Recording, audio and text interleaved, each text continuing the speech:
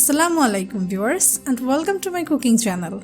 I hope you will subscribe and come along on this fun, inventive journey of cultural exchange through cooking. So let's start. Today I will show you how to make Chana Dal Bhuna. First of all, what ingredients do I need to make it?